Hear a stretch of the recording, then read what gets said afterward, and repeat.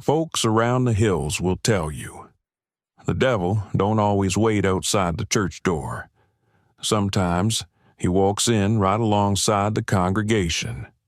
Sometimes he sits quiet in the pews, listening to the hymns, waiting for the moment when faith turns into fear.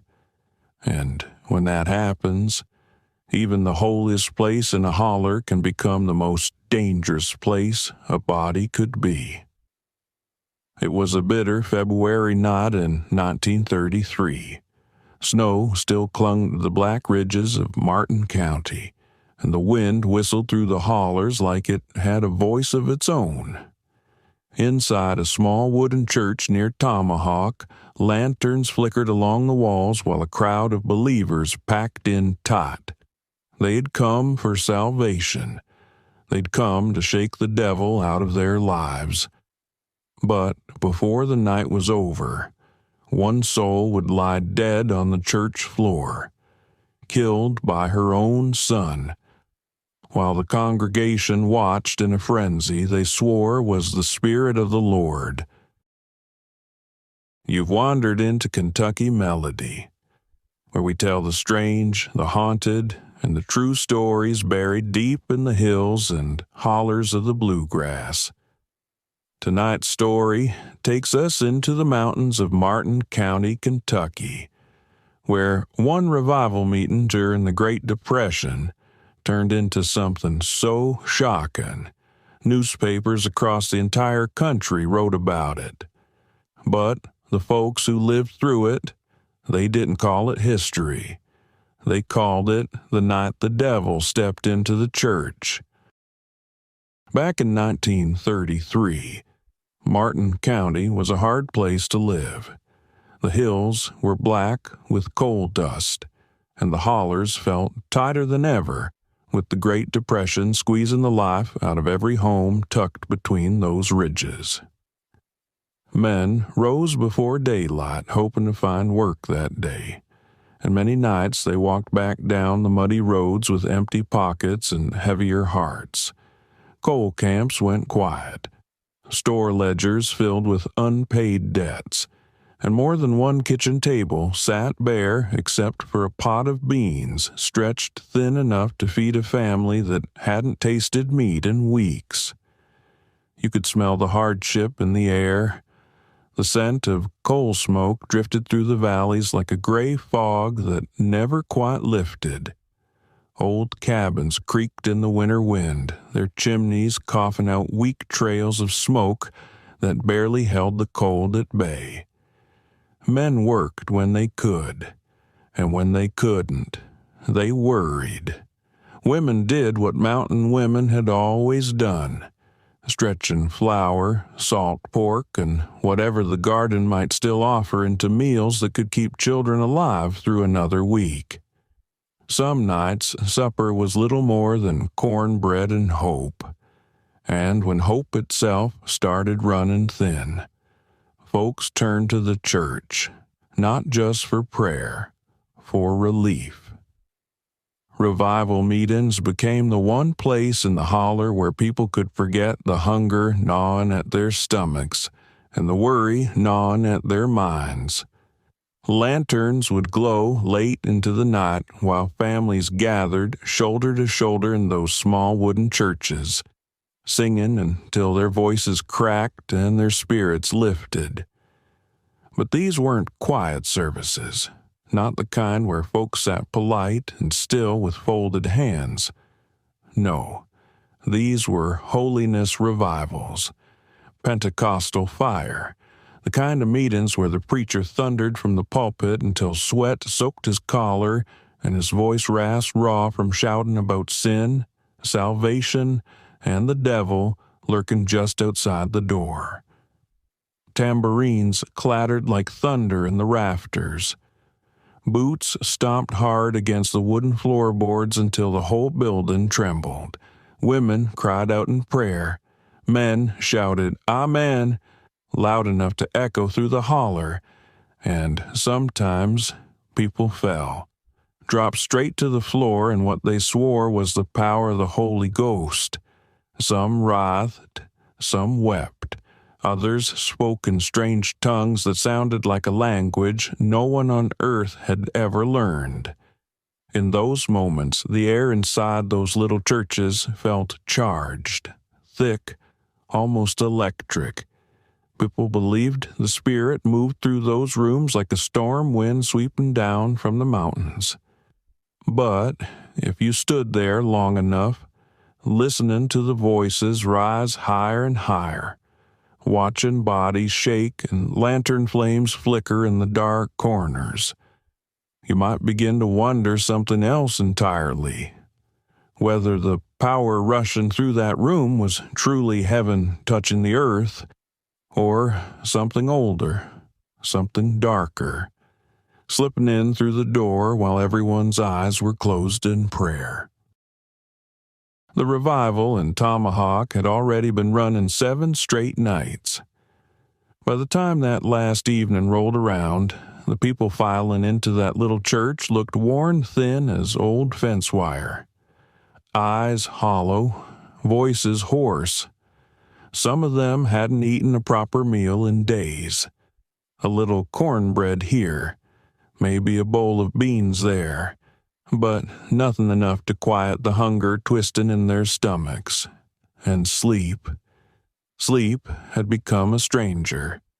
Many of them stayed up late every night praying, singing, or walking the cold roads between the scattered homes in the holler, whispering to neighbors about what they'd seen the night before. Because the preacher kept telling them something was building, something powerful. Every night he promised the Spirit would come stronger. Every night he said the Lord was drawing nearer. So even though their bones ached and their stomachs growled, they kept coming back, night after night, until that 7th evening. The church filled early.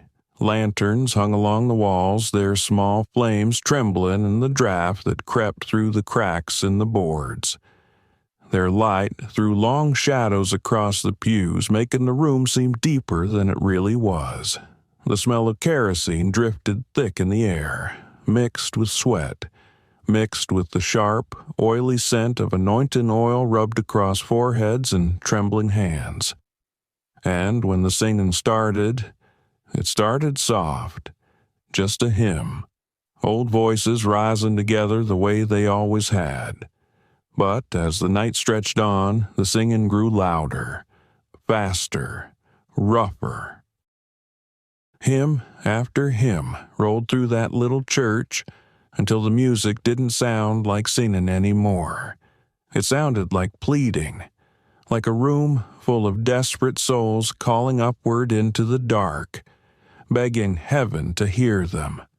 Hands lifted, tambourines rattled, boots stomped hard against the floorboards, and then people began to fall. One woman collapsed first, dropping to her knees with a cry that cut through the room like a blade. Another man followed, his body shaking so violently 2 others had to catch him before he struck the floor. Some wept, some trembled, some rocked back and forth, whispering prayers so fast the words tangled together, and others began speaking in strange tongues that rolled out of their mouths in sounds no one there could understand. The room filled with noise. Prayers, cries, shouts, voices stacking over voices until the whole church seemed to tremble with it. And somewhere inside that chaos, somewhere between the flickering lantern light and the rising storm of voices, something in the room shifted, not loud, not sudden, but real enough that more than one person later swore they felt it, like the air itself had thickened, like something unseen had stepped quietly into the church and was standing there among them. Among the congregation that night sat Lucinda Mills, 72 years old, a widow who had weathered more winters in those hills than most folks cared to count. Time had bent her shoulders a little and silvered her hair, but her spirit hadn't dimmed. People in the holler knew Lucinda as one of the most faithful women in Martin County. The kind who never missed a service unless sickness pinned her to the bed. Her Bible stayed close by her side wherever she went. The leather cover had grown soft from years of handling, the pages worn thin and yellowed from decades of turning them under lamplight. Folks said she knew whole passages by heart, and when she prayed, she spoke with the quiet certainty of someone who truly believed the Lord was listening. And when Lucinda Mills lifted her voice in song, even that night, even at 72, it rose above the others like a clear bell ringing through the room, sweet, steady, familiar to everyone there. But sitting only a few pews away that night was her son, John H. Mills, and something about him didn't sit right. People noticed it later when they tried to piece together the night, the way he watched her. Not the way a son usually looks at his mother during a revival meeting. There was no warmth in his face, no pride when her voice carried through the room. Instead, his eyes stayed fixed on her in a way that made a few people uneasy. A long, unblinking stare that didn't seem to follow the music or the preacher's words. Witnesses would later say there was a strange tension in his expression, like he was studying her, like he was searching for something in her face that only he believed he could see. Not like a son watching his mama sing in church. More like a man staring at something coiled in the grass, something he feared, or something he hated, or worse yet, something he believed shouldn't be there at all. No one can agree exactly when it began. Later, when folks tried to remember the moment everything turned, the stories came out different. Some said it started with the preacher. By that point in the night, his voice had grown raw from shouting. His face flushed in the lantern light as he pounded the pulpit and warned the congregation about evil lurking among the faithful. "Sometimes the devil," he cried, "don't come from outside these doors. He hides among us. He hides in plain sight." Others said it wasn't the preacher at all.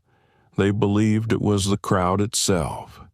A room full of people pushed past the limits of exhaustion, hungry, sleepless, and wound so tight with emotion that every shout and prayer only tightened the knot a little more.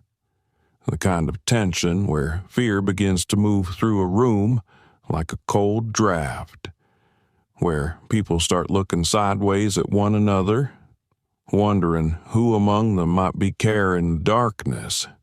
But whatever spark lit the fire, it found its way straight into John Mills. Something in his mind caught hold of that idea and wouldn't let go. Suddenly, he pushed himself to his feet in the middle of the service. The singing stumbled and faltered as heads turned toward him. His chest heaved as if he'd been running. His hands trembled, and when he spoke, his voice came out sharp and shaking. His eyes were wide, wild, like a man who had just seen something no one else in the room could see. Then he shouted the words that would freeze the entire church in place. "The devil is here." The room went still. Lantern flames flickered against the walls. No one spoke. Then John pointed. Not toward the door, not toward the pulpit, but straight across the room, at his own mother. His voice cracked as he cried out again, louder this time. "The devil's hiding inside her." For a moment, the congregation just stared. Some gasped aloud. Others began whispering frantic prayers under their breath. A few shook their heads in disbelief. But something strange had already taken hold of the room, because in that moment, the line between faith and fear had begun to disappear. And once that line vanishes, it doesn't take much for belief to turn into something far more dangerous. And suddenly, John moved, not slowly, not with hesitation. He lunged. One moment he stood there trembling in the aisle, and the next he was across the floor, crashing into the pew where Lucinda sat. His hands shot out and closed around her throat. For the briefest second, the congregation didn't understand what they were seeing. In those revivals, folks often rushed forward to lay hands on someone believed to be struggling with spirits or sin. It wasn't uncommon for bodies to thrash, for men to shout and grab shoulders while praying the devil out of a soul. So, at first, many thought that's what it was. Another burst of holy fervor, another soul being wrestled free from darkness. But then Lucinda's eyes flew open wide. Her hymn stopped in mid-breath. A thin rasp clawed its way out of her throat as John's grip tightened, and the truth hit the room all at once. Lucinda struggled. Her frail hands clawed desperately at her son's wrists, her fingers trembling as they scraped against his skin. Her feet kicked against the wooden floorboards, heels knocking against the pew with dull thuds that echoed through the church. People shouted. A woman screamed. Two men rushed forward, trying to grab John's shoulders and pull him back. But others, caught in the fever of the revival, dropped straight to their knees instead. They prayed louder, faster, voices rising in frantic waves as if sheer faith might somehow break whatever madness had taken hold of him. The preacher shouted for the devil to leave. Tambourines clattered to the floor. Lantern lights swung wildly as someone bumped a hanging hook, shadows lurching across the walls like dark shapes scrambling to escape. But the frenzy had already taken hold of the room, and inside that storm of shouting and prayer, John Mills never let go. Lucinda's strength faded quickly. Her struggling slowed. Her hands slipped weakly from his wrists. Then, within only a few terrible moments, Lucinda Mills collapsed. Her body sagged against the wooden floorboards as the grip finally loosened. Her gray hair spread across the planks beneath the flickering lantern light, silver strands catching the glow in a way that looked almost like a halo. And just like that, the shouting stopped. The prayers stopped. Even the lantern flames seemed to hold still.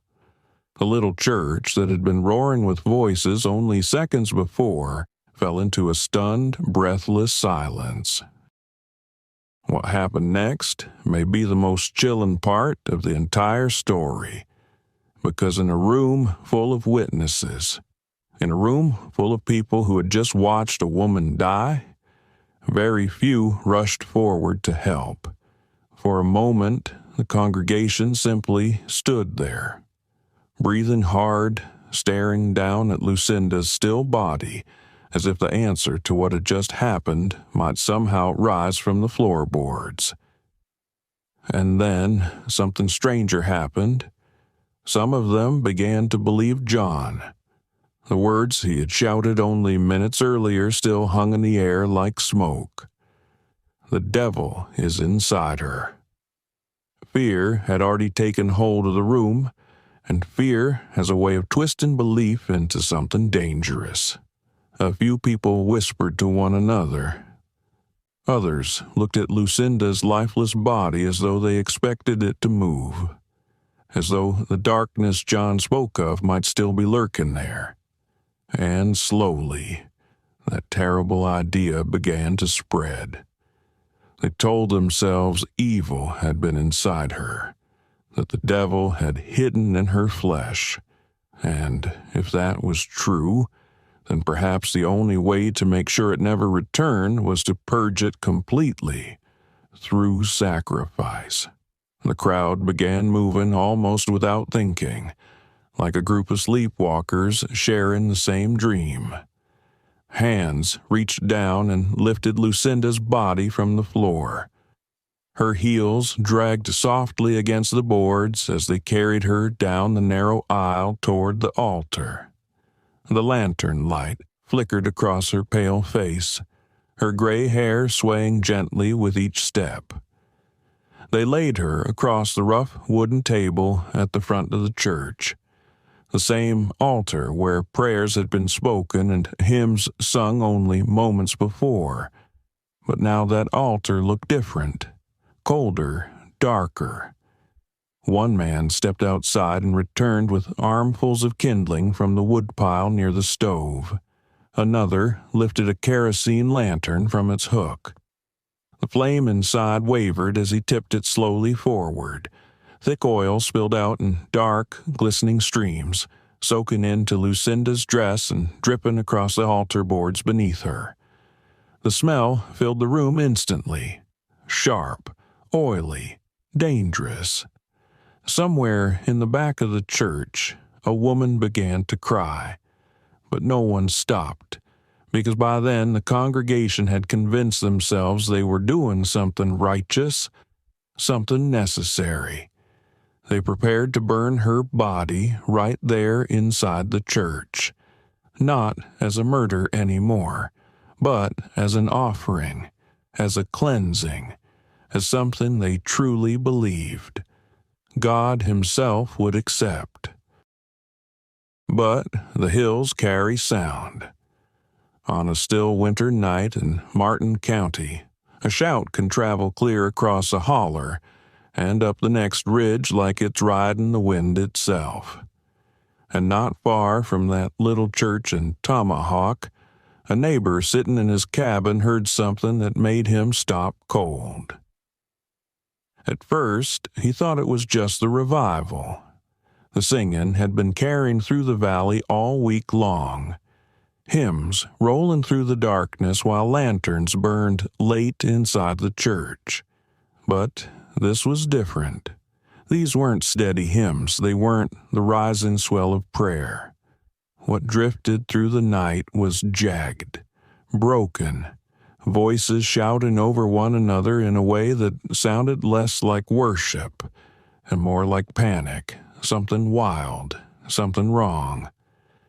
The man stepped outside onto the frozen ground, listening again as the wind carried another burst of shouting down the holler. That was enough for him. He saddled up and rode hard through the dark toward town, his horse's hooves striking sparks against the frozen road as he went to fetch the law. Not long after, 2 county deputies pushed open the church door. The sound of it creaking on its hinges seemed to slice straight through the noise inside. Before they even stepped across the threshold, the smell hit them. Kerosene. Sharp, heavy, strong enough to sting the nose. Lantern light flickered against the walls as the deputies looked across the room, and what they saw made both men stop dead in their tracks.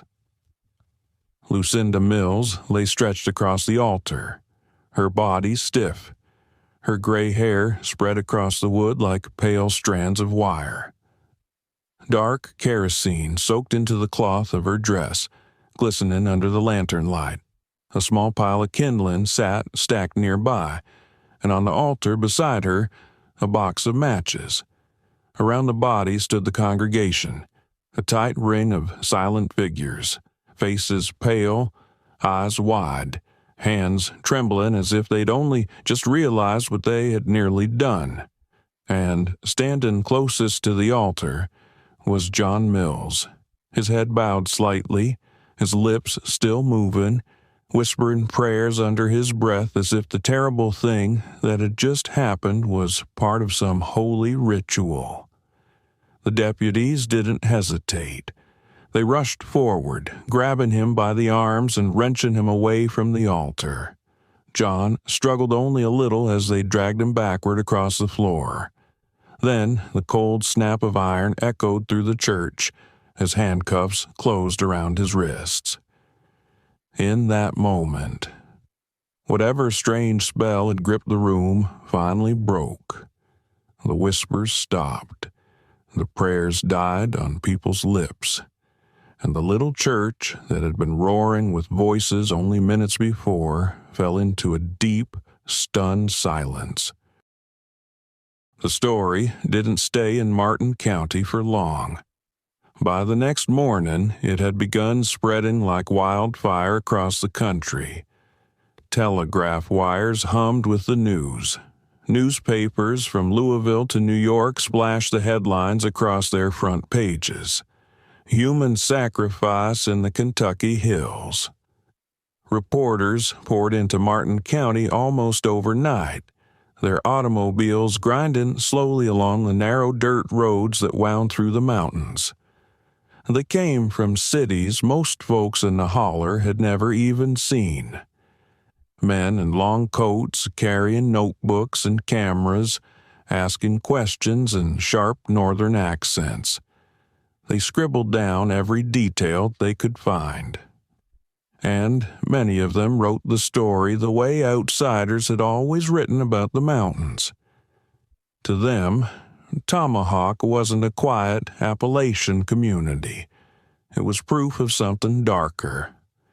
Their stories painted the hills as a place ruled by superstition, where religion and fear could twist together until people lost their senses.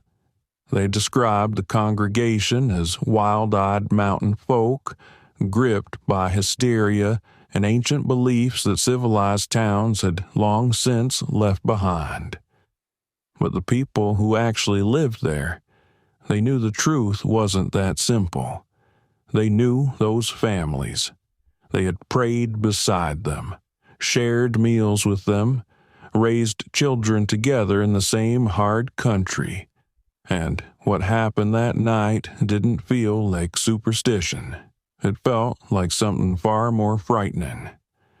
A moment when hunger, exhaustion, fear, and faith collided all at once, and something inside the room snapped. When the trial finally began, the courtroom filled quickly. Curious townspeople packed the benches while reporters leaned forward with pencils ready, waiting to hear how a man could kill his own mother inside a church. John H. Mills sat quietly at the defense table.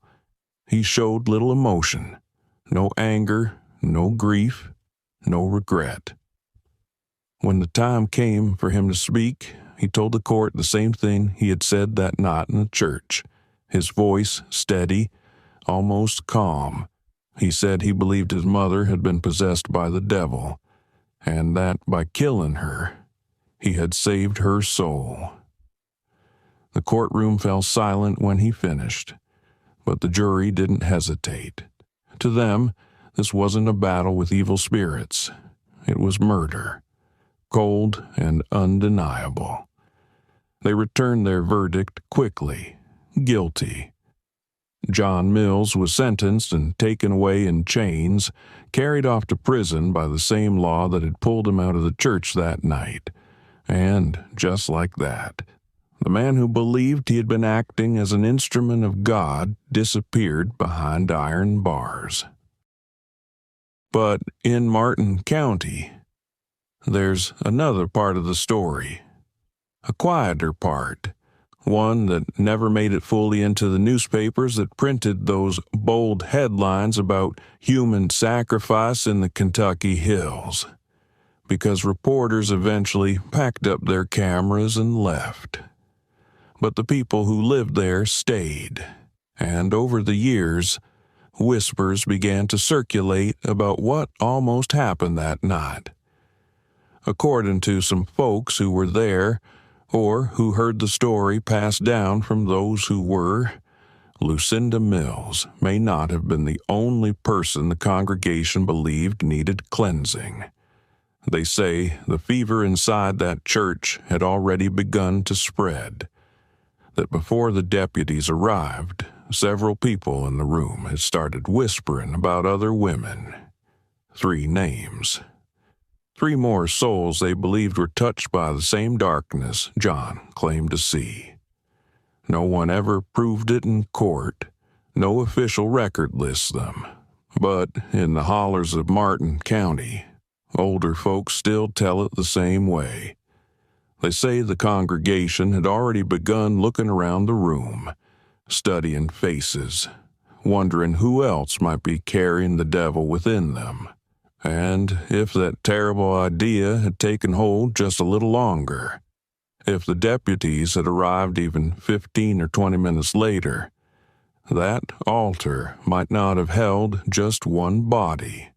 The fire they were preparing to light might have burned far hotter, and the little church in Tomahawk might have been remembered not for a single killing, but for something far worse, something the hills themselves might have tried to forget. Today, the hills around Tomahawk sit quiet again. The same ridges still rise dark against the sky. The same narrow hollers carry the wind the way they always have, whispering through the trees and across the old dirt roads that snake between the farms. But the little revival ground where it all happened has long since slipped back into the land. The church itself is gone now. Time, weather, and the slow passing of generations saw to that. Where lanterns once flickered and hymns once thundered through the rafters, there's little left but a patch of ground half swallowed by weeds and briars. In summer, the grass grows tall enough to hide the old foundation stones. In winter, the wind slides through the empty clearing with a lonely sound that makes a body pause a moment longer than they meant to. Most folks driving through Martin County today would never know anything happened there at all. But the hills remember, and so do the people who grew up hearing the story passed down from grandparents and great-uncles who claimed they were there, or knew someone who was. Older folks still talk about that night sometimes, though rarely above a quiet voice. They'll tell you how the revival ran too hot, how fear and faith twisted together until nobody in that church could tell the difference anymore. And every now and then, when a modern revival meeting gets a little louder than usual, when the shouting grows wild and the preacher's voice climbs higher and higher, you might see an old-timer lean over to the person beside them, his voice low, serious, almost uneasy, and he'll whisper the same warning people in those hills have repeated for generations. Easy now. Don't let it turn into Tomahawk in 33. Now I'm curious what y'all think about this one. Had you ever heard the story of the Tomahawk revival killing of 1933 before tonight? Do you believe John Mills truly thought he was doing the Lord's work? That in his mind he was saving his mother's soul from something evil? Or do you think what happened in that little church was something else entirely? A room full of people pushed to the edge by exhaustion, fear, and desperation until the whole revival slipped into hysteria. And here's something else to think about. If the deputies hadn't arrived when they did, do you believe there really might have been more victims that night? Let us know what you think down in the comments. I'd love to hear your thoughts on this one. And if you enjoy these kinds of stories, where real Kentucky history crosses paths with the darker side of Appalachian faith, fear, and folklore, make sure to subscribe to Kentucky Melody, because out here in the hills, the past has a long memory, and sometimes the most chilling stories hiding in Kentucky's history, aren't ghost tales at all. they're the ones that really happened.